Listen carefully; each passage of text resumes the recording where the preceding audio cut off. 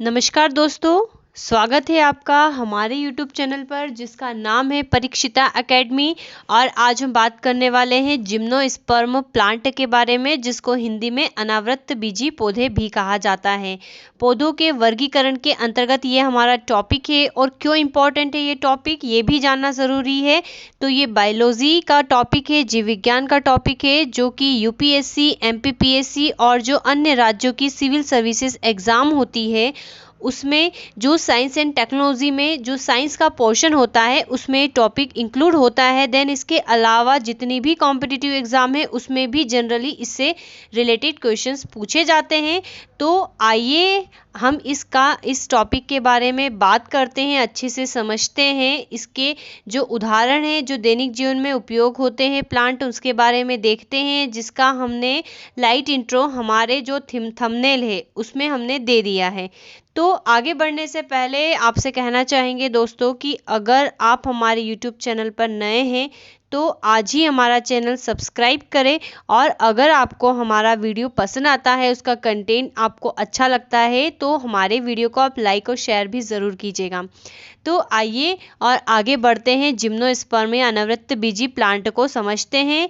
लेकिन हमेशा की तरह आपको इसका बैकग्राउंड हम बनाना चाहेंगे कि जो स्टूडेंट डायरेक्टली यही टॉपिक पढ़ रहे हैं उसे समझना होगा कि एक्चुअल में इसका क्या ओरिजिन है।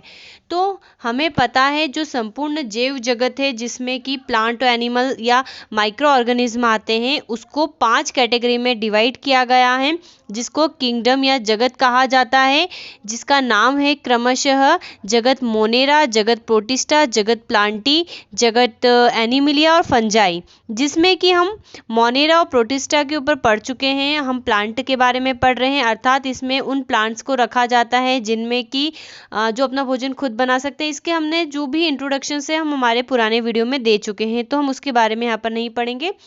तो जो प्लांट्स होते हैं इसको भी बेसिकली जो होता है 3 डिवीज़न में डिवाइड किया गया है। एक डिवीज़न था इसका एल्गी यानी कि शैवाल, दूसरा डिवीज़न था इसका ब्रायोफाइटा और तीसरा डिवीज़न था इसका ट्रैकियोफाइटा। तो ट्रैकियोफाइटा के अंतर्गत हम देख रहे हैं वे प्लांट जिसमें ट्रैकिया के समान संरचना पाई जाती है, अर्थात जिनमें संवहनी ऊतक पाए जाते हैं, जाइलम फ्लोएम पाए जाते हैं, उनको ट्रैकियोफाइटा में रखा गया है। और ट्रैकियोफाइटा को भी 3 कैटेगरी में डिवाइड किया गया है। टेरिडोफाइटा, जिसके बारे में हम पुराने वीडियो में डाल चुके हैं। देन जिम्नोस्पर्म, जो हम आज समझने वाले हैं। और थर्ड कैटेगरी है हमारी एंजियोस्पर्म की। ठीक है, तो अब हम चलते हैं जिम्नोस्पर्म पे। आप इसके बारे में और अच्छे से समझना चाहते हैं तो आप हमारे प्रीवियस जो लेक्चर्स है, वीडियोस है, उसके बारे में देखिए। तो आज हम बिल्कुल सामान्य परिचय, बिल्कुल सरल भाषा में और कॉम्पिटिटिव एग्जाम के पॉइंट ऑफ व्यू से ही पढ़ाई करेंगे। और हमारा मटेरियल भी अगर आप मेंस एग्जाम में लिखते हैं तो उसके लिए सफिशिएंट है।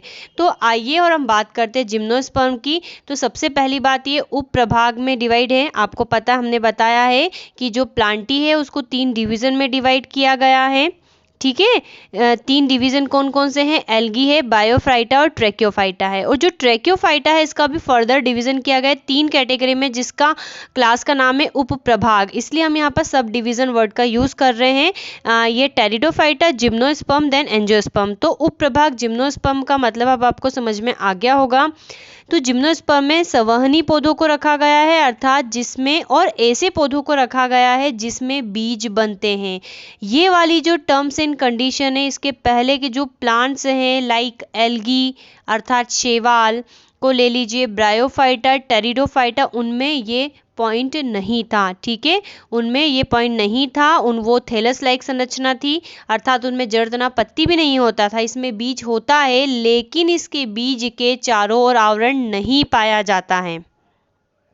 ठीक है, बहुत बहुत इंपॉर्टेंट ये वाली यहाँ पर बात है कि इसका जो बीज होता है उसके चारों ओर आवरण नहीं पाया जाता है, इसीलिए इसको जिम्नोस्पर्म प्लांट कहते हैं। तो हम आपको बताना चाहेंगे कि जो जिम्नोस्पर्म है ये ग्रीक भाषा से लिया गया है, जो 2 शब्दों से मिला हुआ है, जिम्नो और स्पर्म। तो ग्रीक भाषा में जो जिम्नो होता है उसका अर्थ होता है नेक्ड, और जो स्पर्म होता है उसका अर्थ होता है सीड, अर्थात ऐसे बीज जो कि नेक्ड है, नग्न है, अर्थात जिसके चारों ओर आवरण नहीं पाया जा रहा है, तो ऐसे प्लांट को क्या कहा जाता है? जिम्नोस्पर्म प्लांट कहा जाता है। आई थिंक इंपॉर्टेंट बात आपको क्लियर हो गई होगी। अगर आपसे डेफिनेशन पूछ ले, 3 नंबर में पूछ ले, तो आप लिख सकते हैं कि ऐसे संवहनी प्लांट जिसमें कि बीज के चारों ओर आवरण नहीं पाया जाता, और एक ग्रीक वर्ड वाली टर्मिनोलॉजी यूज़ कर सकते हैं। तो इसमें जो अंडाशय का पूर्ण अभाव होता है, लगभग 900 जीवित जातियाँ इसकी अब तक खोजी जा चुकी है। तो अगर हम इनकी बात करें तो ये पहाड़ी क्षेत्रों से लेकर जो कहीं पर भी पाए जा सकते हैं, और मुख्यतः ये सदाबहार वनों के रूप में काउंट किए जाते हैं। जैसे आपने साइकस के प्लांट का नाम सुना है, देवदार के प्लांट का नाम सुना है, चीड़, ये सभी जो है जिम्नोस्पर्म प्लांट ही हैं। और पुराने समय में मतलब इनका जो एज की अगर हम बात करें तो ये कई वर्षों से लेकर कई वर्षों तक जीवित रहते हैं, अर्थात 100 साल से भी ज़्यादा समय तक इनका जीवन काल पाया गया है कुछ प्लांट का। तो ये काफ़ी लंबी एज के होते हैं और सदाबहार वृक्ष होते हैं। अब हम इसके सामान्य परिचय की बात करेंगे कि इसके सामान्य सामान्य लक्षण क्या है जिम्नोस्पर्म प्लांट के। तो हमेशा हर पॉइंट की तरह यही है कि संवहनी पौधे हैं। संवहनी पौधे का ये मतलब होता है कि इसमें कुछ ऐसे ऊतक पाए जा रहे हैं जो किसी पानी या भोज्य पदार्थों का संवहन करते हैं, ट्रांसपोर्ट करते हैं। जैसे कि बस या ट्रेन होती है, एक स्थान से दूसरे स्थान पर ले जाती है, इसी प्रकार से इनमें भी कुछ ऐसी संरचनाएं होती है जिसमें कि ये पौधे जो होते हैं भोज्य पदार्थ या पानी का या जो दूसरे आवश्यक तत्व होते हैं उनका फ्लो करते हैं, एक स्थान से दूसरे स्थान तक पहुंचाते हैं। और हमें पता है पौधों में ये विशिष्ट कार्य जो होता है कुछ विशेष प्रकार के ऊतकों के द्वारा किया जाता है, जिसको हम बोलते हैं जाइलम और फ्लोएम। ठीक है, तो ये ऐसे संवहनी पौधे हैं जिसमें बीज के चारों ओर आवरण नहीं पाया जाता है, और इनमें जाइलम और फ्लोएम पाए जाते हैं, लेकिन जाइलम भी कुछ विशेष कोशिकाओं से मिलकर बने होते हैं। तो इनके जाइलम में हम अगर बात करें तो वाहिकाएं अर्थात वेसल्स, और फ्लोएम में सह कोशिकाएं नहीं पाई जाती। देखिए, जाइलम की अगर हम बात करें तो जाइलम जो होता है कुछ कोशिकाओं से मिलकर बना होता है। ये एक प्रकार के कॉम्प्लेक्स परमानेंट टिश्यू होते हैं। ये ट्रैकी जिसको वाहिकाएं वाहिनिका कहते हैं, वाहिका, जाइलम पैरेन्काइमा और जाइलम फाइबर से मिलकर बनता है। इसी प्रकार जो फ्लोएम होता है वो 5 प्रकार के अवयवों से मिलकर बनता है, जिसको बोलते हैं हम सीव सेल्स। ठीक है, ये हम जब आपको आगे टिश्यू पढ़ाएंगे तब उसमें और अच्छे से बताएंगे। यहाँ पर इसका लाइट आप देख सकते हैं हल्के से।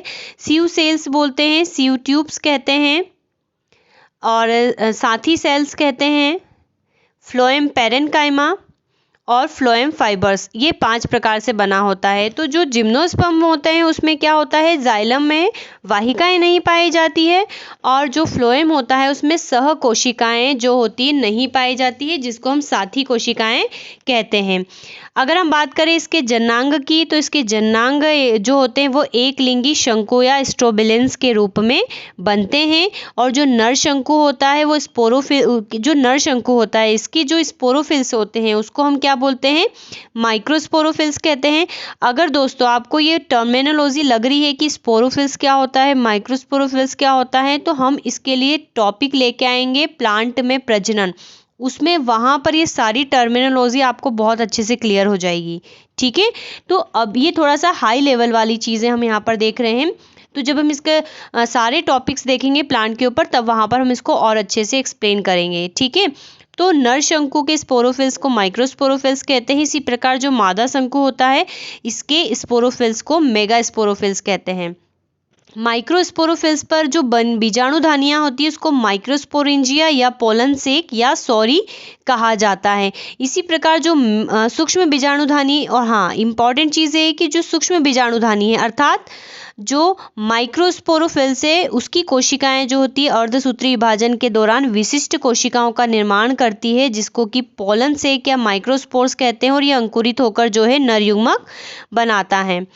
जो मेगास्पोरोफिल होता है उस पर विशेष गोलाकार रचनाएं बनती है जिन्हें बीजांड कहते हैं। इसकी कोशिका में जो होता है मियोसिस के द्वारा 4 कोशिकाएं बनती हैं जो एक सीधी रेखा में स्थित होती है। एक कोश जो नीचे वाली कोशिका होती है यही एक्टिव होती है और बाकी जो होती है वो नष्ट हो जाती हैं।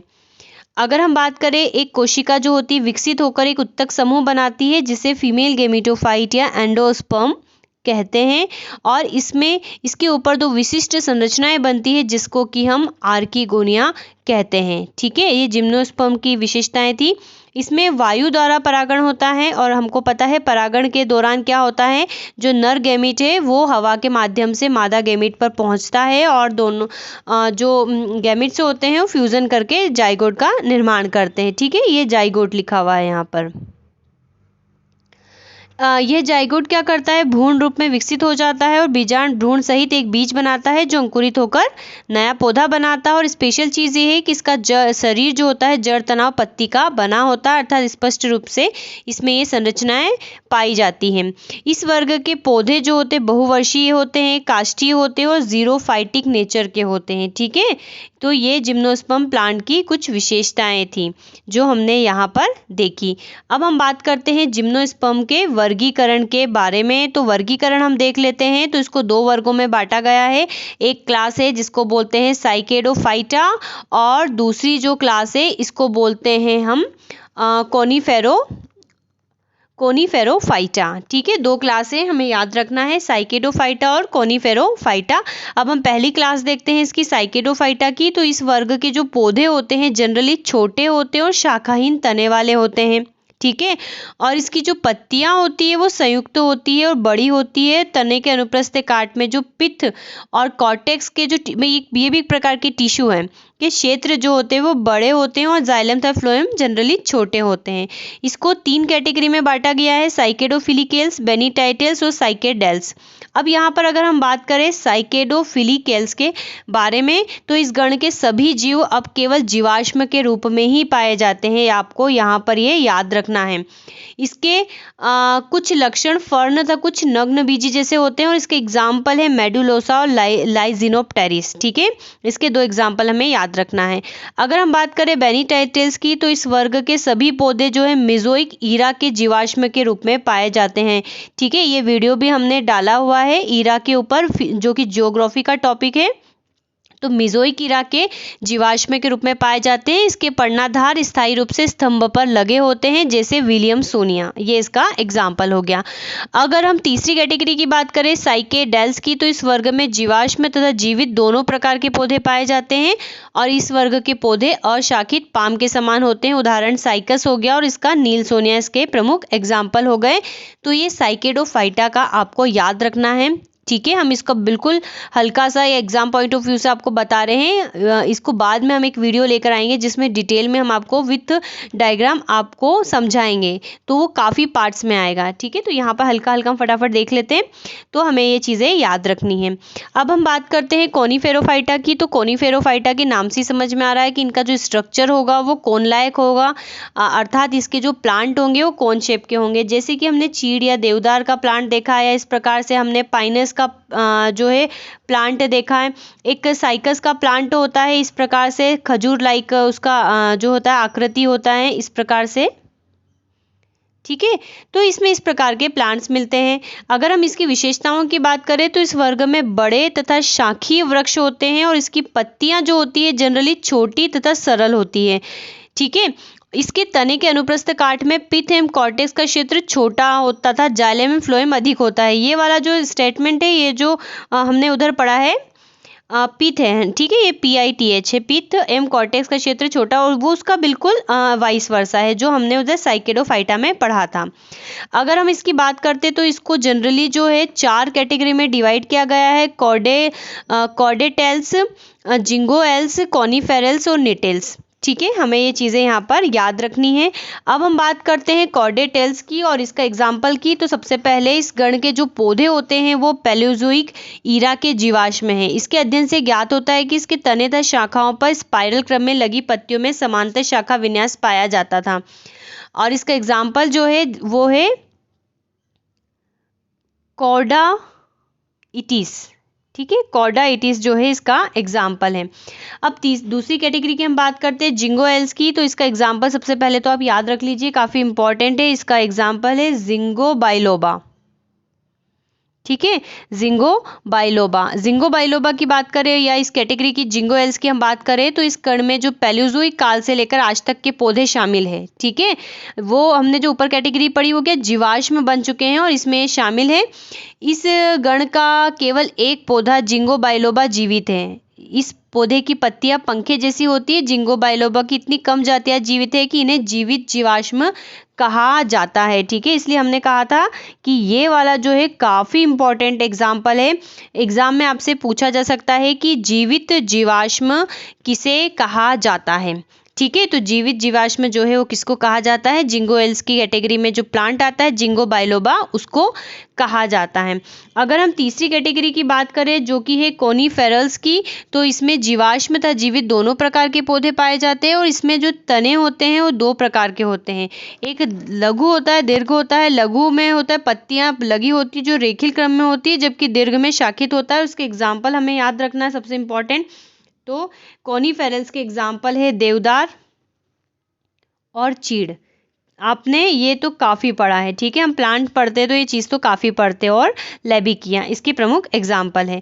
अगर हम तीसरी कैटेगरी की बात करें, फोर्थ कैटेगरी बात करें तो वो है निटेल्स। और निटेल्स में जो सभी पौधे जीवित हैं, वृक्ष छोटे होते हैं, इनका जनन अंग जो होता है एकलिंगी होता है और इसके जाइलम्स में वेसल्स पाई जाती हैं। ठीक है, अभी हमने स्टार्टिंग जब इस टॉपिक की करी थी तो हमने ये देखा था कि जो जाइलम होता है उसमें वेसल्स नहीं पाई जाती और ये पूरे जिम्नोस्पर्म का ही एग्जाम्पल था। लेकिन निटेल्स के जो प्लांट होते हैं इसके जाइलम में वेसल्स पाई जाती है और इसका एग्जाम्पल जो है वो है नीटम और इफ्रेड्रा। अब जो इफ्रेडा है ना, काफ़ी इंपॉर्टेंट प्लांट है। जो इफ्रेडा है इससे एक प्रकार की दवा बनाई जाती है जिसको इफ्रेड्रीन कहते हैं और इफ्रेड्रीन आपने कहीं जगह पर पढ़ा होगा, इसलिए हमें याद रखना है। निटेल्स के दो प्लांट के एग्जाम्पल नीटम और इफ्रेड्रा। ठीक है, चलिए। तो इसके अलावा भी दोस्तों कुछ वैज्ञानिक जिम्नोस्पर्म प्लांट को अलग तरीके से क्लासीफाइड करते हैं, तो वो हम बाद में डिस्कशन करेंगे। अब हम जिम्नोस्पर्म मैं आपको ओरली बता ही देती हूँ। जनरली जो आधुनिक वैज्ञानिक है उन्होंने जिम्नोस्पर्म को 3 कैटेगरी में बांटा है। हमने यहाँ पर 2 में बांटा था। ठीक है, साइकेडोप्सिडा नाम दिया उन्होंने, कोनोफेरोप्सिडा नाम दिया, जैसा कि इन दोनों में था, कॉमन है। और तीसरी कैटेगरी वो इसके आधार पर वो है निटोप्सिडा। ठीक है, निटोप्सिडा मतलब साइकेडोफाइटा जो हमने पढ़ा है, तो उन्होंने जो पहली कैटेगरी क्या दिया, साइकेडोप्सिडा। सेकंड कैटेगरी को उन्होंने नाम दिया है कोनीफेरोप्सिडा और तीसरी कैटेगरी को नाम दिया है उन्होंने निटोप्सिडा। ठीक है, और निटोप्सिडा में समझ जाइए वो प्लांट है जिसमें जाइलम में वेसल्स पाई जा रही हैं। और जो निटोप्सिडा है इसको भी 3 गणों में बांट दिया गया है, निटेल्स, इफ्रेड्रेल्स और वेल्विशलेल्स। ठीक है, नाम थोड़ा ऐसा ही है। चलिए, तो हम आगे बढ़ते हैं और इसके आर्थिक महत्व को देख लेते हैं। काफ़ी इंपॉर्टेंट है इसका आर्थिक महत्व। तो हमें इसके आर्थिक महत्व की अगर हम बात करें तो सबसे इंपॉर्टेंट चीज़ ये है कि इससे इमारती और जलाऊ लकड़ी प्राप्त की जाती है। ठीक है, जो पाइनस रॉक्सबर्गी होता है जिसको जनरली हम चीड़ भी कहते हैं, इसकी लकड़ियों से पेटियां इत्यादि बनाई जाती है। ठीक है, काफ़ी इंपॉर्टेंट चीज़ है। इनके जो प्लांट होते हैं बेसिकली उससे तेल भी बनाया जाता है। जैसे कि हम बात करें तारपीन के तेल की, जो कि चीड़ से प्राप्त होता है, इसका उपयोग रंग रोगन आदि औषधियों में किया जाता है। और पाइनस मतलब चीड़ को इंग्लिश में पाइनस कहते हैं। ठीक है, तो कंफ्यूज नहीं होना है। इसके अलावा सीडर ऑयल होता है जो देवदार से प्राप्त किया जाता है, तो ये हमें याद रखना है। साबुन वगैरह में भी इनका यूज़ होता है। वाष्पी तेल है तो इसके जो यूज़ होता है इत्र यानी कि परफ्यूम में भी होता है। अगर हम बात करें रेजिन और टेनिन में भी इसका उपयोग किया जाता है। कनाडा बाल्सम बहुत पड़ा है, जो लैब में बच्चे काम करते हैं उन्होंने इस चीज़ का उपयोग किया है, तो आरोहण के लिए किया जाता है, जो कि एबिस बाल्सामिया का राल है। ठीक है, इस प्लांट का है वो। साइकस के तने से साबूदाना बनाया जाता है, वही साबूदाना जो जनरली हम उपवास में खाते हैं। पाइकस जेरार्डियाना की बात की करें तो इसके बीज को चिलगोजा कहा जाता है और इस बीज को जो है खाया जाता है। ठीक है, हमने तो कभी नहीं खाया लेकिन हमने पढ़ा है और सुना है चिलगोजा, या फिर खाया होगा तो पहचानते नहीं होंगे। कई जातियों से अनेक प्रकार की दवाएं बनाई जाती हैं, जैसे इफ्रेड्रा जो कि हमने अभी डिटेल्स में पढ़ा था। इससे इफ्रीडी नामक दवाई बनाई जाती है जो खांसी और दम फूलने जैसे रोग में उपयोग में होती है। तो यहाँ पर ये हमने इसकी बात करी, इसके आर्थिक महत्व के बारे में हमने बात करी है, किसकी, जिम्नोस्पर्म प्लांट के बारे में। तो दोस्तों आप आपको आई थिंक ये वीडियो पसंद आया होगा, तो प्लीज़ हमारे चैनल को सब्सक्राइब कर दीजिएगा, लाइक कर दीजिएगा और शेयर कर दीजिएगा। इसके बाद हम एंजियोस्पर्म प्लांट के बारे में लेकर आएंगे। जाते जाते यहाँ पर आपसे फिर से कहना चाहेंगे, जो हमने जितना भी शैवाल पढ़ाया है, ब्रायोफाइटा, टेरिडोफाइटा या जिम्नोस्पर्म को देखा है, इसको कंपैरेटिवली पढ़ें। इसके एग्जाम्पल को याद रखें कि कौन सा एग्जाम्पल किसके अंतर्गत आ रहा है। जैसे साइकस आपसे पूछ लिया जाएगा किस प्रकार का प्लांट है, तो ये जिम्नोस्पर्म है। जिंगो बाइलोबा को जीवित जीवाश्म कहते हैं। देवदार चीड़ जो है जिम्नोस्पर्म प्लांट है। तो आपको ये सारी बातें याद रखनी है, ठीक है। तो आप समझ जाइएगा आपको क्या करना है। तो हम आखिरी में इतना ही कहना चाहेंगे। Thanks for watching.